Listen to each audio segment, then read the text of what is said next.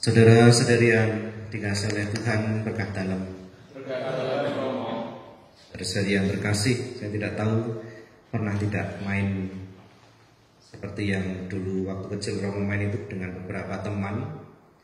Itu seringkali mencari tanah yang kering, lalu dibuat gunung-gunung itu, lalu di atasnya dikasih lidi atau kayu itu, lalu mulai ada lagunya itu, udik-udik itu.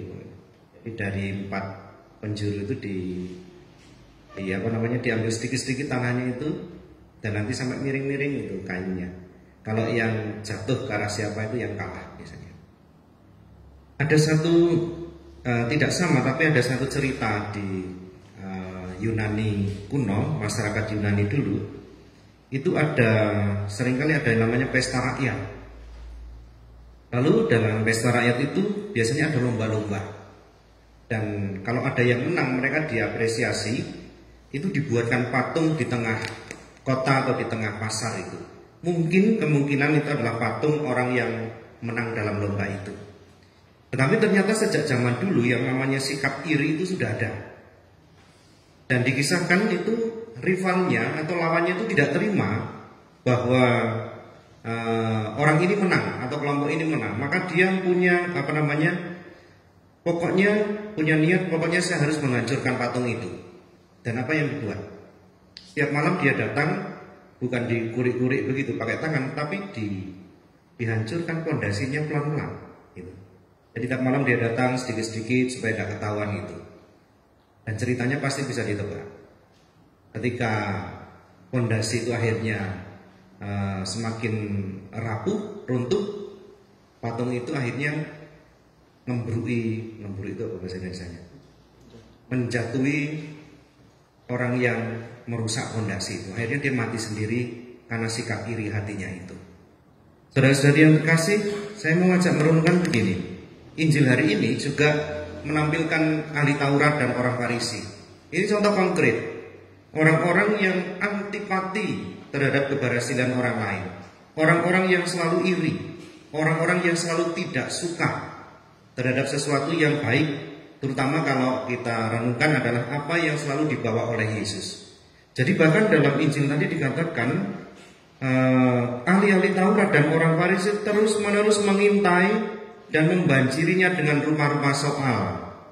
Bahkan mereka berusaha memancingnya supaya mereka dapat menangkap. Ini kan sengaja mencari-cari kesalahan dan membanjirinya dengan rupa-rupa permasalahan. Perbuatan yang tidak baik, dan Yesus tahu persis. Maka seringkali juga Yesus secara terbuka itu menegur orang-orang Farisi dan ahli-ahli Taurat. Lalu apa yang bisa kita renungkan, saudara-saudari yang terkasih? Mari kita lihat apa yang dominan dalam diri kita. Kalau misalnya kita melihat keberhasilan orang lain, kalau kita melihat misalnya orang lain lebih dari kita, apakah kita ikut senang, ikut bersyukur, atau justru yang muncul adalah sikap iri, tidak suka? Tandanya sangat jelas. Ketika kita mulai membanding-bandingkan, ketika kita tidak suka, mulai tidak enak, lalu berusaha menjatuhkan sesama kita atau orang lain, itu tandanya yang menguasai diri kita adalah sikap iri atau antipati atau tidak suka itu. Maka mari kita mohon pengampunan kalau kita masih mengalami itu. Karena kalau kita renungkan, kitab Amsal itu menulis begini: iri hati yang dipelihara itu akan menyengsarakan, bahkan akan membunuh. Hati yang tenang menyegarkan tubuh, tetapi iri hati membusukkan tulang. Tahu tulang kan? Tulang itu yang menyangga tubuh. Kalau tulang kita itu lama-lama rapuh, busuk, hancur badan. Bukan hanya badan, tapi jiwa kita. Sama, iri hati itu, iri dengki itu akan merusak tubuh dan jiwa kita, akan menghancurkan kita. Ada banyak kisah, Perjanjian Lama juga menceritakan. Misalnya Saul dan Daud.